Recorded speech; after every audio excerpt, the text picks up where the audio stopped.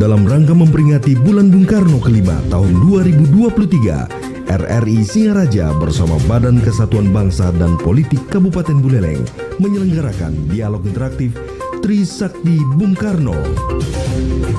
Disiarkan Pro 1 RRI Singaraja di frekuensi FM 97,9 MHz dan live YouTube RRI Singaraja Official. Langsung dari Kampus Sekolah Tinggi Agama Hindu Negeri Empu Kuturan Singaraja, kita sambut presenter Ayu Sundari.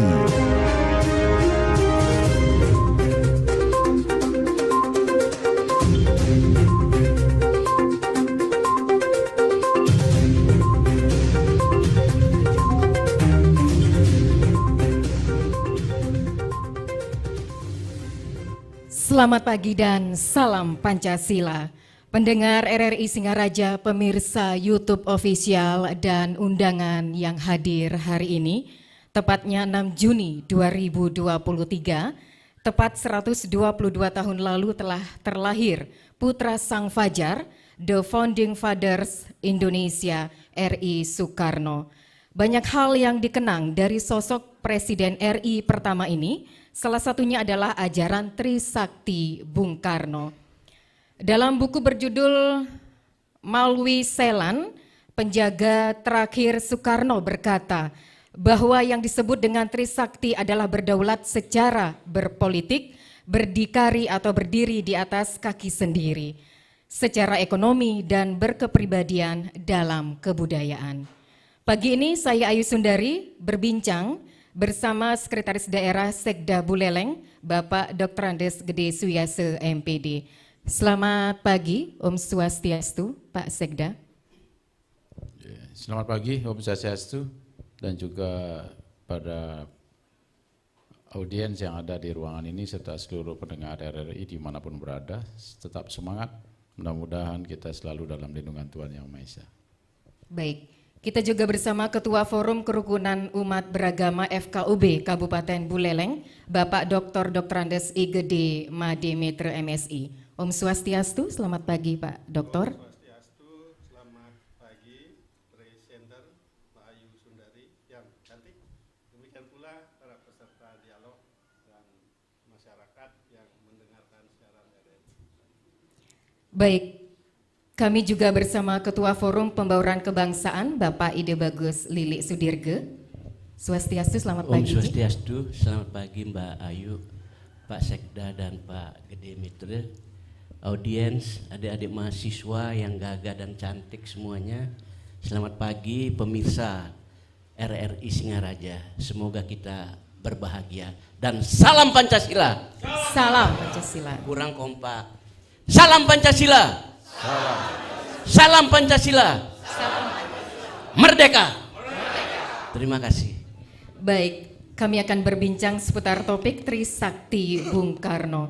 Acara yang disiarkan langsung dari kampus Pasca Sarjana Staf Negeri Empu Kuturan Singaraja juga dihadiri Kepala Badan Kesbangpol Kabupaten Buleleng, Bapak Kapa Tri Ariandono, Ketua Staf Negeri Empu Kuturan, Bapak Dr. I Gede Suindie SAGMA, bersama Ketua Jurusan Dharma Duta, Bapak Inyoman Suardike SAGM Filha, dan Kepala Program Studi Ilmu Komunikasi, Bapak Ikomang Agus Widiantara Esos MIKOM, bersama 80 mahasiswa berbagai jurusan Prodi Staf Negeri Empu Kuturan Singaraja. Dialog interaktif Bulan Bung Karno kelima tahun 2023 dengan topik Trisakti Bung Karno merupakan kerjasama RRI Singaraja bersama Badan Kesbangpol Kabupaten Buleleng. Dan sebuah bangsa yang merdeka dan berdaulat perlu dan mutlak memiliki 3 hal, yaitu berdaulat di bidang politik, berdikari, dan bidang ekonomi, berkepribadian di bidang kebudayaan. Itulah yang menjadi konsep Bung Karno. Langsung saja saya ke Pak Sekda, bagaimana Bapak melihat konsep Trisakti Bung Karno dalam penerapan di tatanan pemerintah Kabupaten Buleleng serta implementasi yang telah dilakukan. Silakan. Ya, terima kasih Mbak Ayu. Saya yakin dan kita semua yakin bahwa Bung Karno mengeluarkan Trisakti ini tentu hasil perenungan panjang, ya mungkin dari perjalanan hidup, perjuangan, kondisi sosial, politik, ekonomi, ideologi, pertahanan di Indonesia, di Nusantara zaman itu ya. Itu kemudian melahirkanlah Trisakti ini. Karena ini hasil perenungan panjang dari sebuah filosofis hidup untuk jangka yang panjang. Dan sampai saat ini kita bisa membuktikannya bahwa Trisakti masih kita bisa rasakan dan masih bisa kita lihat implementasinya dan kebutuhan rakyat. Sekalipun saat ini posisi kita berada dalam perkembangan global. Dengan perkembangan global sungguhnya kan degradasi terhadap ajaran-ajaran Bung Karno ini juga menghadapi tantangan yang sangat berat ya. Tapi Trisakti Bung Karno masih kita bisa lihat. Untuk memudahkan kita memahami, mungkin satu persatu bisa lihat bahwa Indonesia masih melaksanakan politik luar negeri bebas aktif. Ya, artinya berdaulat secara politik. Belum ada yang bisa mempengaruhi kalau Indonesia mulai berafiliasi kepada salah satu kelompok negara dunia, tetapi lebih kepada tampil menjadi pemimpin yang bisa mendamaikan dunia. Yang paling mudah saat ini kan pemerintah atau presiden mengunjungi dua negara yang perang besar, Ukraina, Rusia. Jadi tidak memihak kepada siapapun, tapi lebih tampil sebagai negara yang mendahulukan perdamaian. Nah gitu. Jadi tidak terpengaruh apakah ini Barat, apakah ini Timur. Kalau dulu kan masih top kata-kata NATO, Pakta Warsawa kalau kita sekolah. Saat ini mungkin dengan kemampuan digitalisasi, informatika merajai dunia, maka bahasa ini kayaknya, kelompok ini kayaknya tidak sedahsyat dulu lagi. Ya, kelompok negara-negara selatan-selatan, negara-negara gelombang ketiga atau negara-negara non-blok tidak muncul. Karena semua negara memiliki kompetensinya masing-masing. Dan itu bisa dieksplor sendiri dari perkembangan digital. Yang kedua, berdikari secara ekonomi. Saat ini pemerintah juga menjalankan sampai ke tingkat daerah. Satu, kenapa ekonomi Indonesia di masa krisis saat ini kuat? Dianggap paling kuat dan stabil. Inflasi terkendali. Krisis belum terjadi. Mudah-mudahan tidak terjadi ya. Karena di negara luar sudah terjadi. Salah satunya adalah mandiri secara ekonomi, yaitu Presiden menurunkan impres tentang pemanfaatan produk dalam negeri. Pengadaan pemerintah sekarang itu harus memenuhi syarat TKDN namanya, tingkat kandungan dalam negeri. Setiap produk itu harus mengandung 40% kandungan dalam negeri. Jadi kampus ini pun kalau mau pengadaan TKDN-nya 40% minimal. Kalau 40% minimal produknya dalam negeri, maka semua sektor real berjalan. Jadi kita tidak banyak import. Contoh misalkan dulu kita kan beli mebel aja import. Orang dari luar tidak peduli kandungannya berapa, dalam negerinya datang ke kita. Beli meja siswa, bangku mahasiswa, pabrikasi. Dulu semua bisa dari luar kebanyakan. Tokonya di Indonesia, tapi pabriknya di luar, sehingga kandungannya penuh di luar. Nah saat ini impres itu jelas harus menggunakan produk dalam negeri. Kriterianya adalah TKDN. TKDN 40% saat ini ya. Dan Buleleng kita arahkan saat ini mendekati 66% saat ini ya 2023. Tahun lalu kita bisa menembus 43%, sekarang 66%. Kalau bisa mendekati 80% diusahakan. Jadi pengadaan itu kenapa makanya ekonomi kita jadi lebih kuat secara ke dalam karena menggunakan kandungan dalam negeri. Ini ekonomi kita lebih mandiri loh, produk kita. Makanya UMKM-nya hidup karena sekarang belanjanya di situ. Yang kedua harus menggunakan e-forecasting. e-katalog. E-katalognya pun sekarang di Buleleng ini sudah mendapat penghargaan kemarin di Bandung tanggal Senin, tanggal 29 Mei.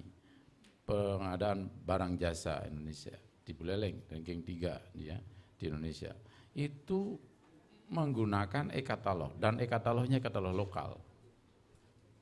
Makanya semua dagang nasi apapun sekarang sudah masuk digital. Sewa mobil masuk digital. Kemudian pengadaan ini semua masuk digital. Dan kalau perusahaannya ada di Buleleng, maka saya arahkan semuanya supaya pengadaan memilih produk Buleleng. Sehingga dagang kita laku, jangan beli catering nanti di Denpasar, apalagi sampai ke Banyuwangi gitu. Ya, beli pengadaan pakaian ini, makanya Stampu Kutran kalau boleh itu pengadaan jas mahasiswa, itu e-katalog tuh, kalau bisa e-katalog lokal. Kalau semua pengusaha di Buleleng punya project, punya transaksi, maka tenaga kerjanya akan diraup lebih banyak. Tenaga kerjanya diraup lebih banyak, punya uang, maka mereka bisa belanja. Kalau dia bisa belanja, maka warungnya bisa dapat transaksi. Warungnya punya uang, bisa menyekolahkan anak sebagainya. Jadi pertumbuhan ekonomi itu kalau boleh 5,7% saat ini, itu diharapkan lebih berkualitas. Bukan pertumbuhan ekonomi semu. Kalau pertumbuhan ekonomi semu, tinggi pertumbuhannya secara statistika, mungkin Pak Metri lebih paham, itu statistikanya tinggi, tetapi tidak berkualitas jika yang bertransaksi uangnya banyak keluar. Ya. Namun kalau bertransaksi di rumah sendiri, belanja di rumah sendiri, maka pertumbuhan ekonominya menjadi berkualitas. Karena pertumbuhan ekonomi dibarengi dengan kemampuan daya beli masyarakat, diikuti dengan kesejahteraan, otomatis kemiskinannya menurun. Tapi kenapa pertumbuhan ekonomi tinggi tapi kemiskinan makin tinggi? Nah ini, karena dia pertumbuhannya tidak berkualitas. Sebab yang dibeli produk luar, tapi bertransaksi di sini, tenaga kerjanya tidak meraup di sini, tapi karena pertumbuhan ekonomi menjadi indikator, transaksi itu jadi indikator, maka pertumbuhan ekonomi tinggi. Tapi tidak kita nikmati. Ini yang bikin menjadi lebih kuat. Makanya ekonomi, mandiri secara ekonomi, salah satu yang implementasikan pemerintah saat ini itu. Yang ketiga, berkepribadian dalam kebudayaan. Saya yakin kita masuk di tengah digitalisasi, degradasi nilai-nilai kebudayaan pasti akan juga berat. Nah, dan kita bersyukur di Bali, khususnya di Buleleng, nilai ini masih kuat. Ya, bahkan kemarin gong saja digitalisasi oleh anak SMP 2 Kubu Tambahan. Walaupun masuk di ranah digitalisasi, tapi dalam hal kebudayaan kita tetap mencirikan kepribadian daerah dan kepribadian bangsa. Setiap kali kita pagelaran seni di Bali tidak pernah sepi. Itu artinya apa? Bahwa kita punya kepribadian yang kuat menahan supaya melestarikan kebudayaan kita. Jadi saat ini masih kita bisa lihat. Saya pikir itu ininya yang bisa saya gambarkan dari hal yang makro begitu ke sampai tingkat realitas yang terjadi. Ya. Baik, terkait tingkat realitas ya Pak Sekda tadi sampaikan daya beli masyarakat yang bisa dikatakan masih kurang ataupun minim. Ini berpengaruh juga terhadap pertumbuhan ekonomi. Mungkin ada jalan keluarnya Pak Sekda. Ya, makanya kalau kita betul menjalankan konsep Trisakti, seluruhnya yang perlu dibangun, pemerintah ini sukses ini, kalau kan bisa didorong bersama-sama bersinergi dengan semua stakeholder.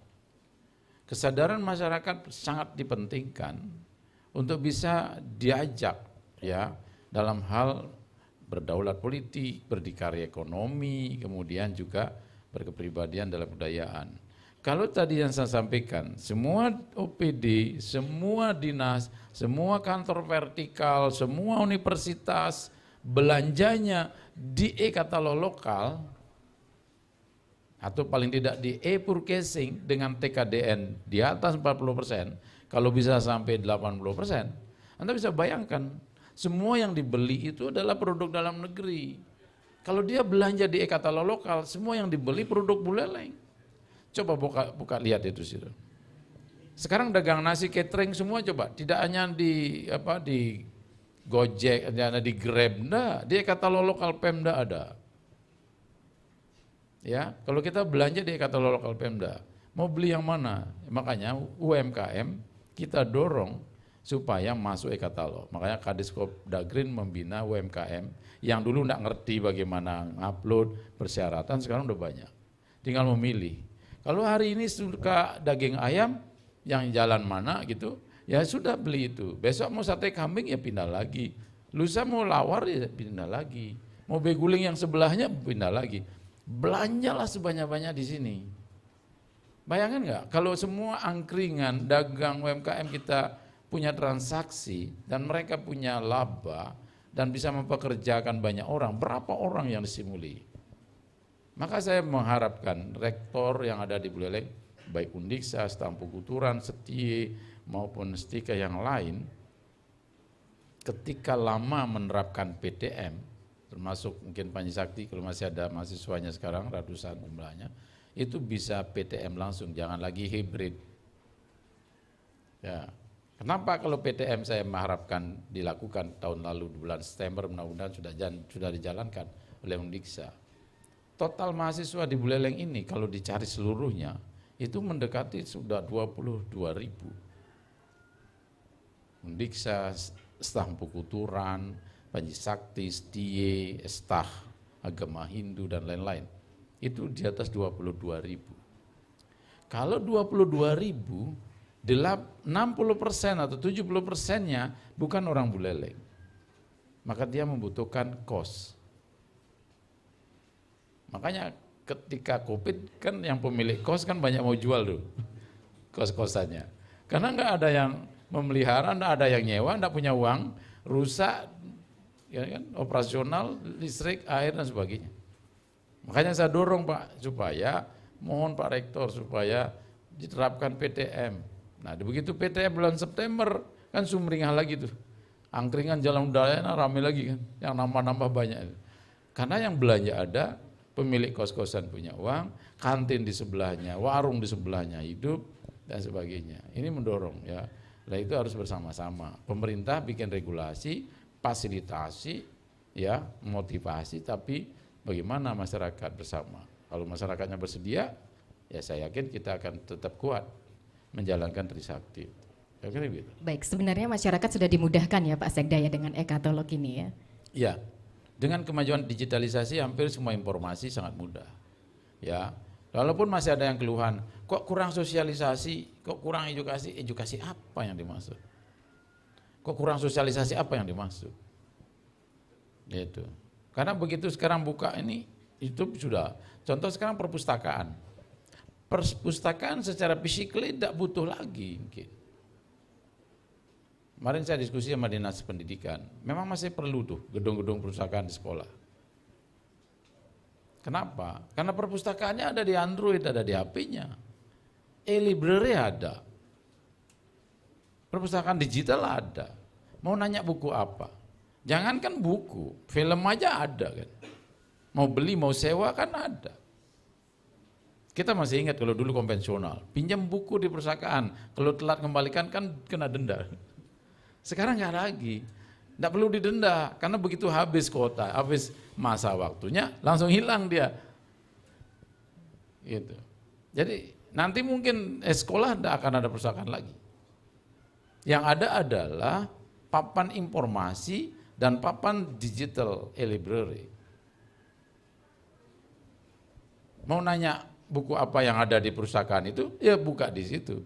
Mau pinjam tinggal transfer ke Android-nya. Ini kita sedang penjajakan, ya. Jadi kalau tinggal ngirim kan, nanti bacanya di HP. Bapak Ibu mungkin yang di rektor di sini masih ramai nggak perpustakaannya? Saya lihat kalau di Universitas Undiksa saya lihat udah sepi. Oh dulu kita sampai ngantre Pak. Apalagi mau penelitian, mau bikin skripsi ngantre. Kalau sekarang kayaknya sudah sepi. Kenapa? Karena sudah kebanyakan ngambilnya di handphone kita, di aplikasi yang ada.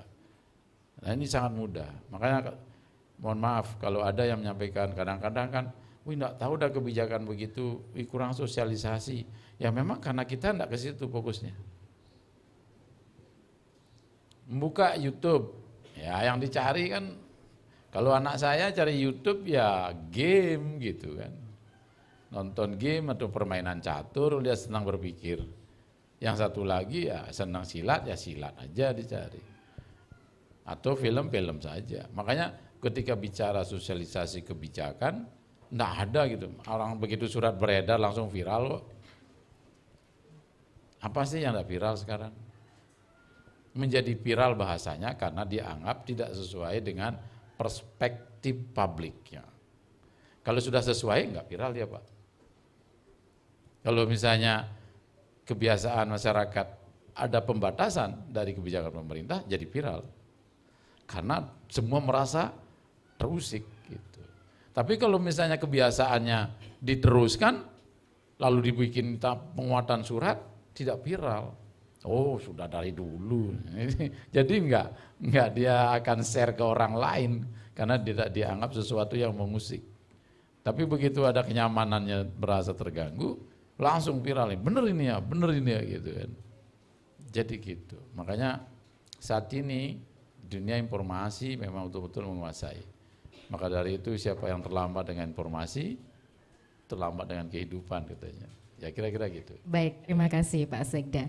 Konsep Trisakti dalam tatanan kepemerintahan tentunya akan memberikan imbas kepada masyarakat. Bagaimana Pak Dokter melihat konsep Trisakti tersebut saat ini di Buleleng? Silakan. Ya baik Mbak Sundari. Ya sebelum ke sana mungkin perlu dipahami dulu suasana geopolitik saat konsep Trisakti ini dikemukakan oleh Bung Karno.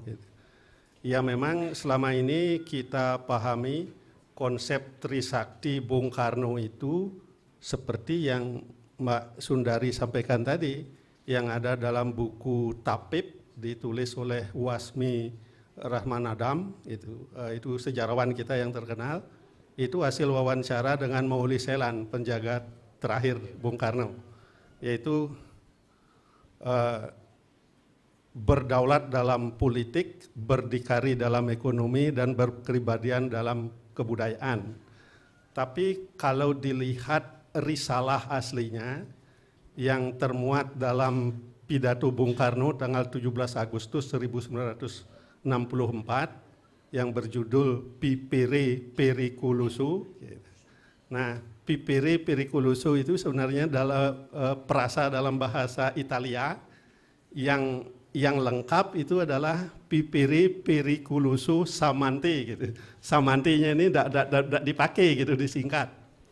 Nah, risalah aslinya begini bunyinya. Berdiri di atas kaki sendiri secara ekonomi, bebas secara politik, berkepribadian secara budaya. Itu risalah aslinya. Perbedaannya adalah berdaulat dalam politik, itu yang aslinya adalah bebas dalam politik. Nah, suasana geopolitik pada saat itu memang ada perubahan dari perilaku imperialisme, kemudian kolonialisme dan feodalisme.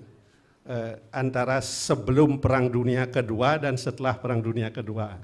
Itu arti dari prasa itu adalah hidup dalam bahaya atau hidup menyerempet bahaya.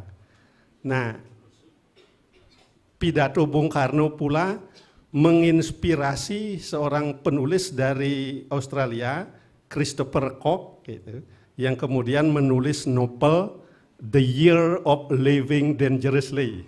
Itu tahun 78. Buku novel itu tahun 82 difilmkan dengan judul yang sama, The Year of Living Dangerously. Bintangnya bintang top dunia, Mel Gibson. Itu yang sudah dewasa tahun 82 itu pasti nonton. Itu menggambarkan suasana Jakarta di tahun 64 dan tahun 65, bagaimana mengerikan suasana itu. Tapi yang dimaksud oleh Bung Karno hidup menyerempet bahaya itu adalah geopolitik dunia. Nah, kalau sebelum Perang Dunia Kedua, negara-negara maju datang ke negara sedang berkembang menjajah secara fisik. Tapi karena suasana akhir Perang Dunia Kedua, suasana kebatinan dunia itu seperti pembukaan Undang-Undang Dasar 1945, bahwa kemerdekaan itu adalah hak segala bangsa dan penjajahan di atas dunia tidak bisa opini dunia tidak bisa menerima itu. Nah, karena itu negara-negara maju sebenarnya mengubah cara penjajahannya, yaitu mengirim gagasan-gagasan ekonomi ke seluruh dunia, termasuk juga gagasan-gagasan politik, tidak hanya berupa dominasi secara fisik tetapi hegemoni.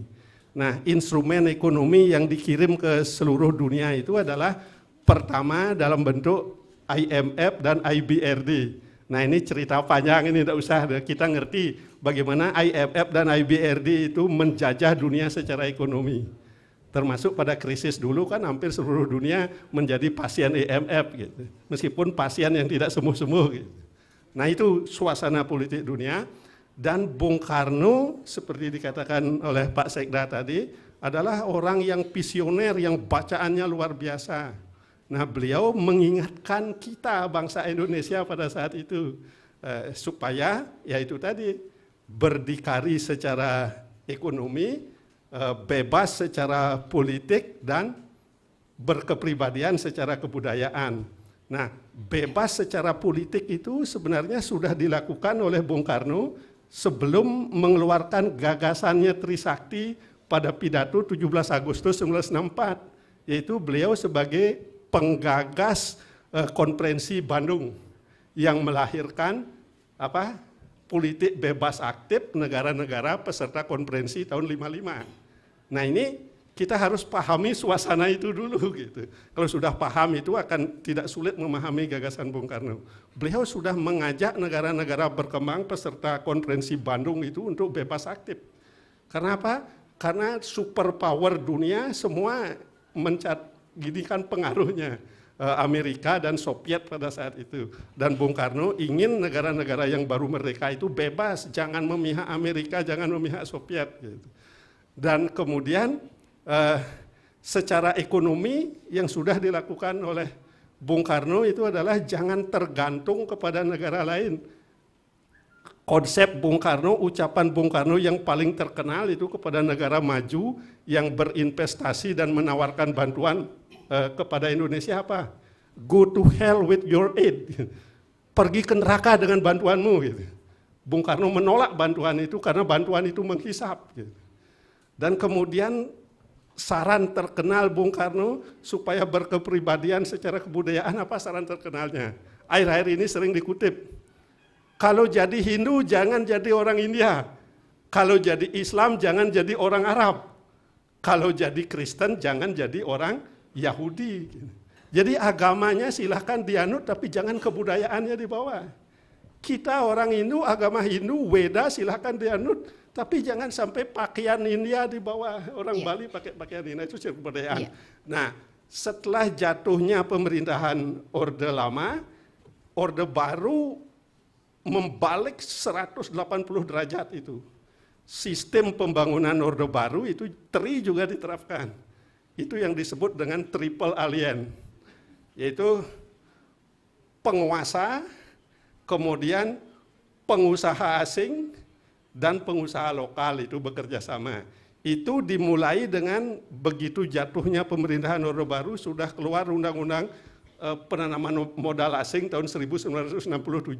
Ingat, undang-undang itu tidak pernah dibahas di DPR Indonesia, tapi konsepnya sudah disiapkan oleh pemodal asing dan tokoh-tokoh Indonesia menandatangani undang-undang itu di luar negeri. Di undang-undang itu Indonesia sudah dikapling-kapling untuk menjadi investasi asing. Nah, itu contohnya. Kemudian setelah jatuhnya Orde Baru, berganti pemerintahan, pertama kali konsep Trisakti Bung Karno itu diingat adalah pada saat presidensi pertama Presiden Jokowi JK berkampanye itu menjanjikan akan menerapkan Trisakti Bung Karno. Iya Pak Dokter, berarti masih relevan ya konsep Trisakti Bung Karno relevannya gini, sekarang diimplementasikan dilihat, saat ini.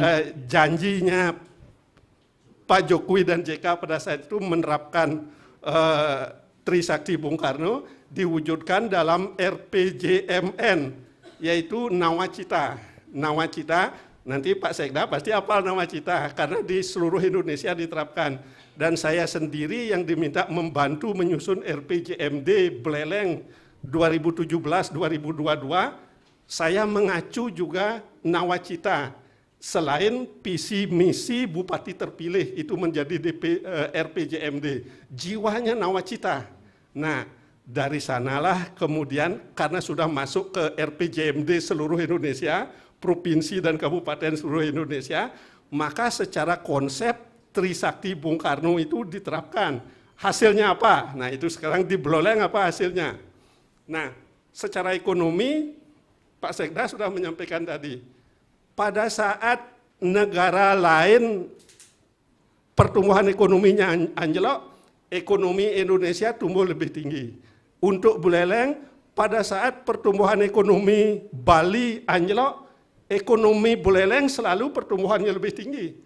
Pada saat ada gejolak ekonomi Buleleng selalu pertumbuhan lebih tinggi. Kenapa? Karena ekonomi Buleleng tidak banyak bersentuhan dengan ekonomi luar, tidak banyak tergantung kepada ekonomi luar. Ekonomi Buleleng berbasis kepada pertanian. Nah, kemudian secara kebudayaan, memang kebudayaan kita relatif masih terjaga. Tetapi kita harus ingat, ada gejala yang kurang menyenangkan secara kebudayaan. Contohnya begini, kebudayaan lokal kita di bidang tari misalnya, tari Bali tradisional, kita tidak begitu menghargai tari tradisional. Nah, ini ada beberapa yang bergerak di bidang itu mengeluh ke saya. Tari Bali misalnya, Olek Tamu Lilingan, penarinya sekali menari berdua dibayar 500.000, padahal mereka nyewa pakaian. Tetapi kalau penyanyi dengan iringan musik yang tidak kebudayaan lokal, penyanyi yang kelas paling bawah saja datang membawa tas, bayar berapa? 500.000. Dia tidak bawa apa, tidak nyewa pakaian. Bayarannya antara 500.000 sampai 1,5 juta itu di Buleleng. Tapi penari Olek Tamu Lilingan dibayar 500.000 nyewa pakaian. Nah, kalau penari tunggal dibayar 150.000 nyewa pakaian. Jadi sekali menari hanya dapat 75.000. Tapi penyanyi 500.000 dapat, yang paling bawah tarafnya itu. Nah, itu berarti kita belum menghargai kebudayaan kita. Baik. Mau enggak kita membayar penari kita lebih mahal sedikit? Mau enggak? Penonton harus mau penari kita dibayar lebih tinggi. Kenapa penyanyi dibayar 1,5 juta, penari dibayar 75.000? Nah, itu cara kita menghargai kebudayaan semestinya. Baik, terima kasih Pak Dokter, luar biasa pemaparannya. Menyambung apa yang disampaikan oleh Pak Dokter, Pak Lili Sudirge, ini bagaimana Bapak melihat implementasi secara nyata begitu ya dari konsep Trisakti Bung Karno di tengah masyarakat yang beragam di Buleleng. Silakan. Baik, terima kasih Mbak Ayu. Pertama, perlu kami ingatkan bahwa Trisakti ini sebenarnya harus kita pakai acuan dalam setiap pembangunan dari masa ke masa. Tetapi ada beberapa hal yang keluar daripada jalur itu. Tadi kita memuji-muji diri, melaksanakan ini, melaksanakan itu, oke lah. Tetapi pada kenyataannya di Kabupaten Buleleng ini masih banyak hal-hal yang harus diperbaiki dan menyesuaikan dengan Trisakti itu sendiri. Trisakti itu kan berdaulat di bidang politik.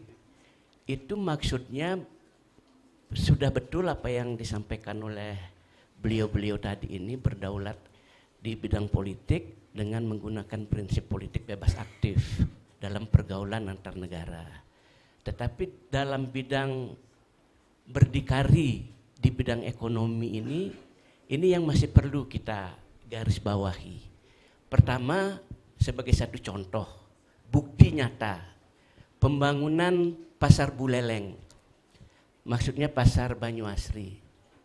Pasar Banyuasri dibuat begitu megah, tapi nyatanya masih tetap kosong. Artinya dimanfaatkan oleh masyarakat tetapi tidak secara maksimal dengan biaya yang begitu besar. Jadi ini yang perlu kita garis bawahi. Kan pembangunan itu mestinya pembangunan melalui partisipasi masyarakat. Partisipasi masyarakat ini ya diajak berdialog dulu kawan-kawan kita masyarakat Buleleng ini. Kita mau bangun ini setuju nggak? Kita mau bangun ini setuju nggak? Kemudian secara nasional presiden kita, pemerintah kita masih menggunakan jalur pinjam kredit, itulah istilahnya, sampai sekian triliun dan lain sebagainya, tetapi tidak dimanfaatkan sebaik mungkin. Masih ada kebocoran-kebocoran yang dilakukan oleh tokoh-tokoh elit politik kita. Bayangkan terakhir sampai 8 triliun itu dikorupsi. Artinya kita minjem uang tidak dipergunakan seutuhnya untuk membangun, tetapi sebagian dikorupsi. Ini kan berbahaya bagi anak cucu kita ke depan. Jadi mohon maaf Pak Sekda, beliau memang orang cerdas. Dulu kami ajak berhimpun bersama-sama di KNPI. Beliau sahabat saya, tetapi beliau lebih intens di bidang tugasnya dan sekarang menjadi pejabat tertinggi di lingkungan ASN di Kabupaten Buleleng. Tepuk tangan untuk Pak Sekda kita. Nah, kemudian beliau sangat kritis sebenarnya tentang hal-hal apapun itu kaitannya dengan pembangunan. Tetapi karena sekarang beliau ada di dalamnya, kami yakin beliau kepakeuh. Dan kami sangat berharap sebagai kepanjangan tangan dari masyarakat untuk kembali kepada kita membangun dengan prinsip partisipasi bersama seluruh masyarakat. Kemudian berkepribadian kebudayaan. Budaya bangsa kita ini kan sudah sangat jelas. Dari dulu Bapak Presiden pertama Republik Indonesia, the founding father kita, Bapak Bung Karno, kan sudah begitu intens mengatakan bahwa budaya bangsa kita ini luar biasa. Dari berbagai daerah, dari berbagai ragam, dan beliau gali kemudian menjadi sebuah dasar negara Republik Indonesia yang namanya Pancasila. Maka dari itu, yang mohon kepada Pak Sekda, marilah kita bersama bangun karakter generasi muda kita. Generasi muda yang tangguh, kemudian yang visioner seperti tadi disebut oleh Pak Mitre, kemudian inovatif, kreatif, dan bermental karakter Pancasila. Saya pikir dengan itu dibangun, terutama adik-adik mahasiswa kita ini, akan muncul pemimpin-pemimpin baru di Republik Indonesia kita ini, termasuk di Kabupaten Buleleng yang kita cintai bersama. Demikian. Ya, satu pertanyaan lagi Pak Lilik, singkat padat jelas ya menjawabnya mengenai apa yang mesti dilakukan masyarakat begitu dalam tatanan kehidupan berkaitan dengan konsep Trisakti Bung Karno dalam perkembangan situasi saat ini. Yang jelas tadi sudah kami sampaikan bagaimana masyarakat itu diajak bekerja sama dalam membangun apapun itu namanya, terutama hal-hal yang ada kaitannya dengan kepentingan masyarakat. Dengan hadirnya masyarakat di proses pembangunan ini, saya pikir pemerintah Kabupaten Buleleng akan mendapatkan tenaga yang luar biasa, bahwa ini benar yang kita lakukan. Ini berkat dukungan masyarakat Buleleng, sehingga harapan kita di Buleleng ini pembangunan berjalan dengan sangat baik, antusias, partisipasi masyarakat pun akan berjalan dengan baik. Baik, terima kasih Pak Lilik. Kita beri aplaus kepada ketiga narasumber. Ya, sebelum kita buka sesi tanya jawab, kita rehat sejenak, mohon izin pada ketiga narasumber.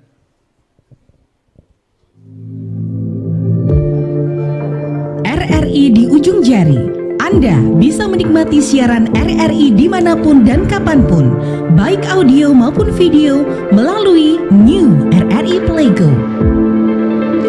New RRI Playgo terkoneksi dengan berbagai platform digital eksternal dan TV parlemen.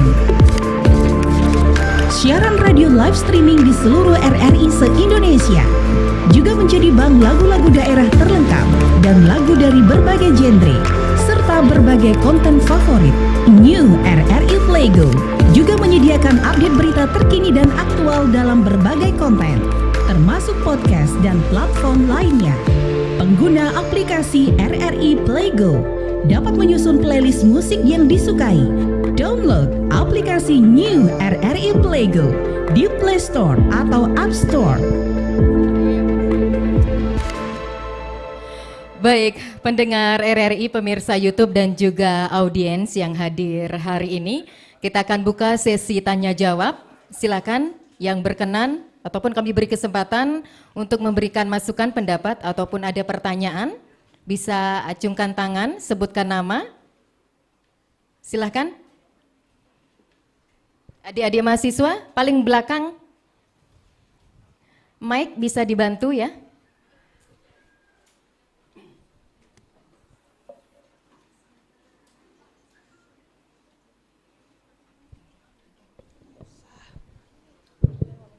Baik, terima kasih atas waktunya.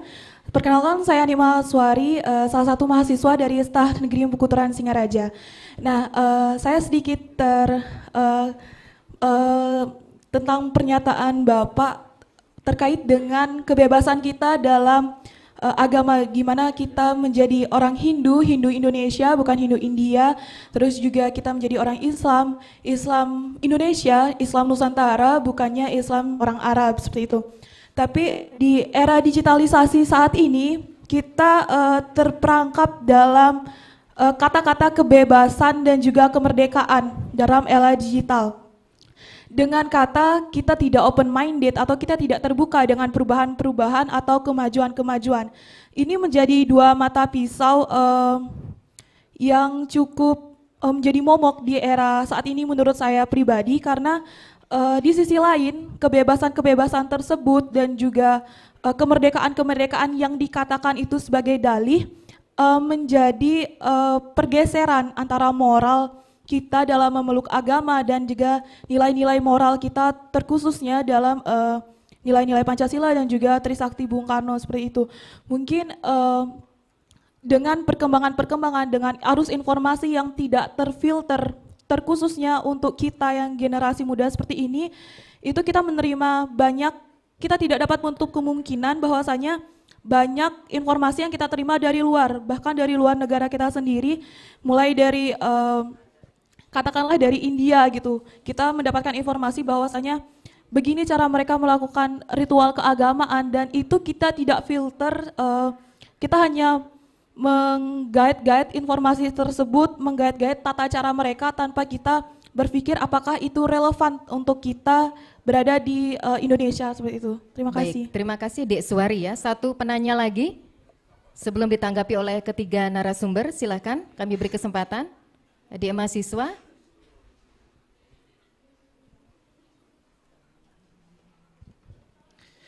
Baik, terima kasih atas kesempatan yang telah diberikan. Perkenalkan, nama saya Bagas Dwipayana. Saya salah satu dari mahasiswa Stah Negeri Empu Kuturan Singaraja.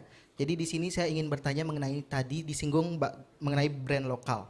Jadi banyak orang yang menggunakan brand luar atau dalam artian bukan brand lokal adalah karena kualitas dari brand luar tersebut sudah memang terjaga. Namun itulah menjadi alasan kenapa banyak orang masih belum mau menggunakan brand lokal. Nah, jadi pertanyaannya simpel saja, bagaimana cara kita selaku masyarakat dan juga pemerintah dalam meningkatkan kualitas brand lokal kita agar brand lokal kita ini mampu bersaing pada kancah yang lebih besar. Terima kasih Bapak. Baik, terima kasih Bagas. Silakan langsung ditanggapi yang pertama dari Pak Sekda. Saya yang mana? Yang kedua dari Bagas ya, mengenai brand Nanti lokal. Nanti kalau yang agama pertama, ahlinya Pak Demetri. Pak Dokter. Oke, silakan Pak Sekda. Masalah brand lokal, ya sebenarnya jawabannya pendek sekali, bisa langsung bisa. Jawaban pendek itu begini, beli produk luar yang punya merek, dalam bahasa selama ini apa, punya brand gitu ya, memang nggak rusak-rusak.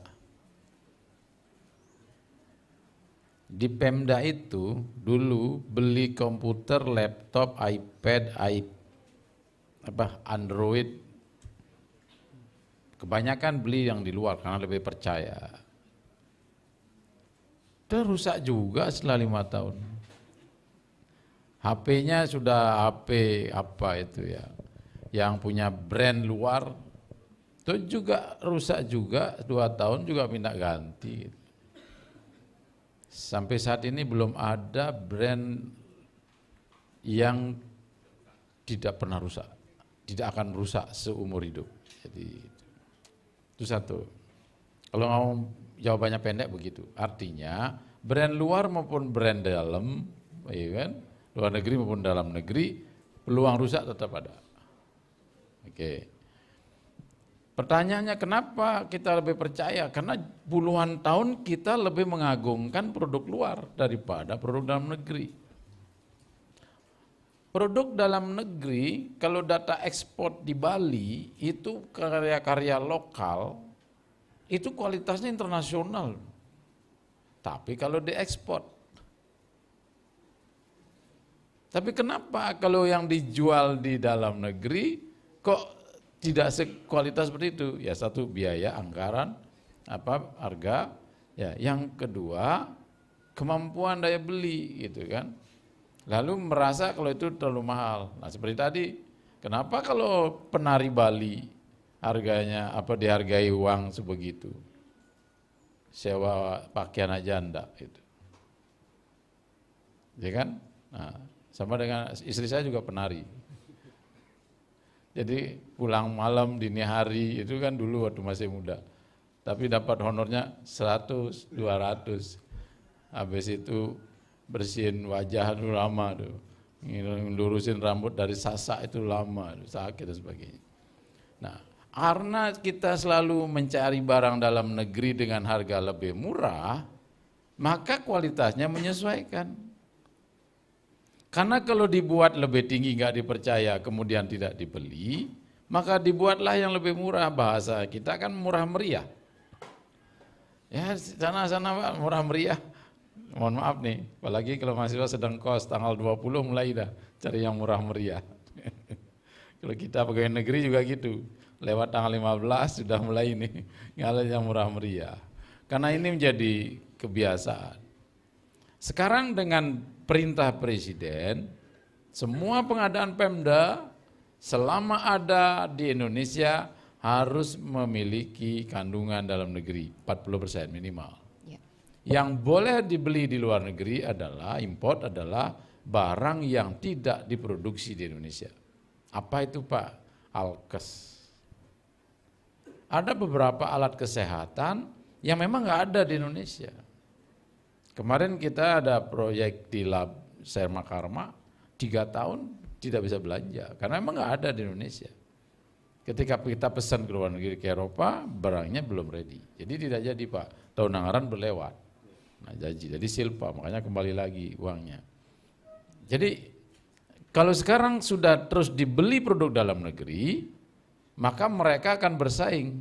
Nah sekarang ini 2022 sudah kita coba belanja alat-alat IT, 2023 lebih banyak lagi, 20-an miliar, kita akan melihat bisa nggak produk dalam negeri ini bertahan dioperasionalkan lebih dari 10 tahun. Artinya sampai nggak 10 tahun. Kalau sampai ya sudah mestinya nggak ada persoalan dari sisi kualitas. Tapi kalau baru dipasang 6 bulan lagi rusak, tahun kemudian tidak bisa dipakai, nah itu bahaya. Tapi ini pasti jadi temuan. Nah, sekarang dengan perintah Presiden ini, maka semua produsen dalam negeri pasti meningkatkan kualitas. Karena kalau tahun pertama dia dibeli rusak barangnya, maka tahun berikutnya kita akan berpindah ke produsen lain. Jadi persaingan dalam negeri sekarang tinggi. Ini yang menyebabkan kenapa Indonesia pertumbuhan ekonominya bagus.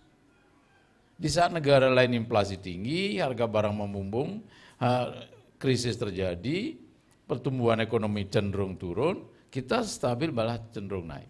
Jadi ini yang menjadi implikasi ya, manfaat atau multiplier effect dari kebijakan kita belanja di dalam negeri. Boleh Bapak-bapak di kampus nanti cek barangnya di kampus, apakah TKDN apa tidak. Kalau TKDN apakah bisa bertahan sampai 5-10 tahun yang akan datang. Kalau enggak berarti harus ditingkatkan kualitas berikutnya. Jadi sama-sama, ayo belanja dalam negeri supaya persaingan di antara mereka. Kalau mereka bersaing, pasti jawabannya saing kualitas, saing harga. Oke, ya. Baik, terima kasih Pak Sekda atas tanggapannya. Lanjut ke Pak Dokter untuk menanggapi singkat pada jelas nggih, supaya nyambung ke Pak Lili. Ya, terima kasih adik mahasiswa yang di belakang tadi. Ini tentu mahasiswa STAH ya. Pertanyaan tadi kalau dikaitkan dengan Trisakti Bung Karno, yaitu berkaitan dengan berkepribadian dalam kebudayaan. Itu yang kemudian dinyatakan berupa pesan kepada masyarakat Indonesia oleh Bung Karno, kalau jadi orang Hindu, jangan jadi orang India. Itu maknanya adalah agama Hindu itu bisa dipelajari sampai ke India karena sumbernya di sana.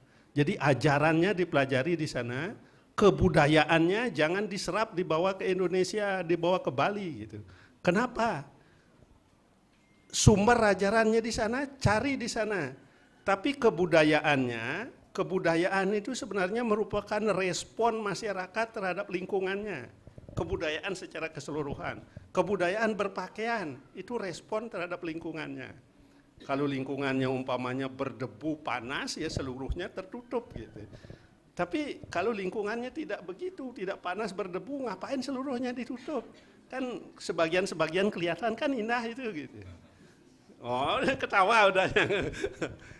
Ya begitu ya. Baik. Jadi kebudayaannya tetap kita saring sesuai dengan kebudayaan kita, tapi ajarannya pelajari sampai ke sumbernya. Saya rasa seperti itu. Baik, silakan Pak Lilik untuk menambahkan singkat padat jelas. Sebenarnya kalau saya menanggapi kedua pertanyaan adik mahasiswa ini kurang berkompeten, tetapi saya berusaha menjawab tentang agama tadi. Kita di Bali ini kan menganut sistem adat, budaya kita. Sudah tentu tidak pantas kalau kita mengambil contoh tentang beragama Hindu itu persis seperti India. Pasti berdasarkan adat istiadat dan budaya kita. Jadi itu saja singkatnya.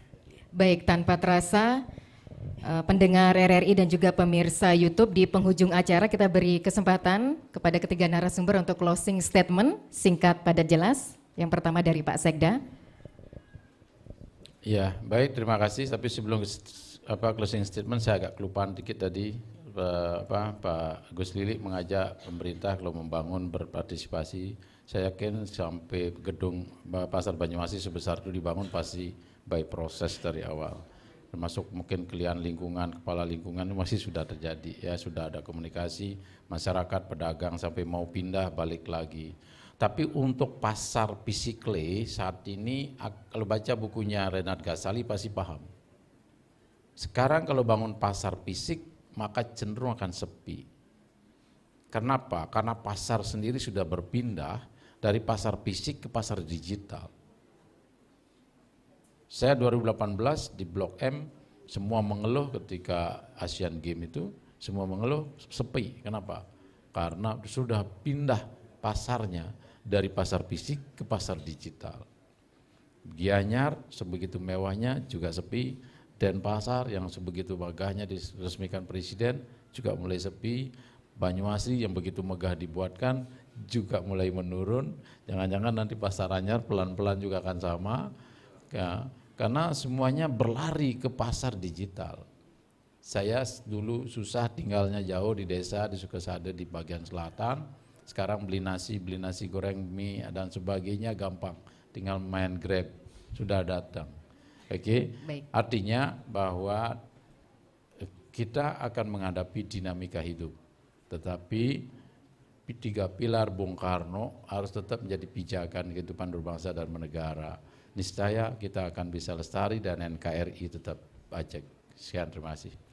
Pak Dokter, closing statementnya singkat pada jelas. Ya, terima kasih. Seperti saya katakan tadi, Bung Karno adalah seorang yang visioner gitu. Jadi di masanya sudah melihat jauh ke depan. Nah karena itu Trisakti Bung Karno sampai sekarang tentu masih relevan. Cuma karena dunia itu sangat dinamis berubah, harus dimaknai secara terus menerus. Setiap generasi harus memaknai Trisakti Bung Karno. Contohnya misalnya dalam bidang ekonomi sekarang dimaknai seperti ini. Sumber daya kita jangan yang mentah diekspor, olah dulu sumber daya kita sehingga kita lebih banyak mendapat manfaatnya.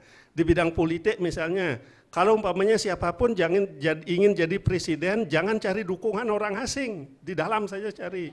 Karena orang asing nanti akan mengatur kita gitu. Di bidang kebudayaan, semua budaya itu tidak bisa dihambat karena tadi digitalisasi internet, tapi saringlah budaya itu dengan kepribadian kita. Saya rasa seperti itu. Pak Lili, singkat pada jelas. Baik, untuk adik-adik mahasiswa terutama, karena nanti akan menjadi calon pemimpin bangsa ke depan, pahami Trisakti dari Bung Karno ini.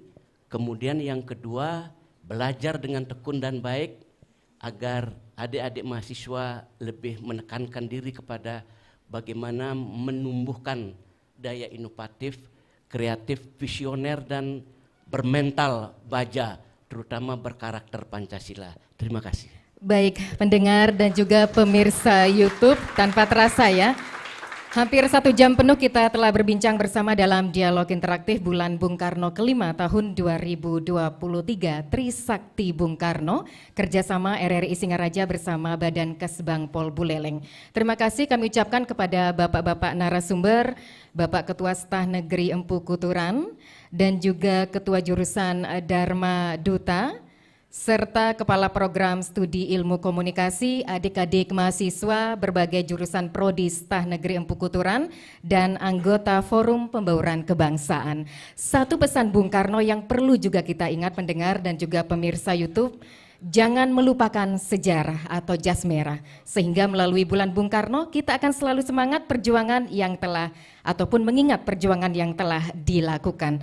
Dari Kampus Pasca Sarjana Staf Negeri Empu Kuturan Singaraja, saya Ayu Sundari mewakili kerabat kerja yang bertugas mengucapkan selamat siang dan salam Pancasila. Salam Pancasila. Demikian dialog interaktif Trisakti Bung Karno dalam rangka memperingati Bulan Bung Karno kelima tahun 2023. Kerjasama RRI Singaraja bersama Badan Kesatuan Bangsa dan Politik Kabupaten Buleleng. Terima kasih audiens dan narasumber yang telah menginspirasi. Sampai jumpa.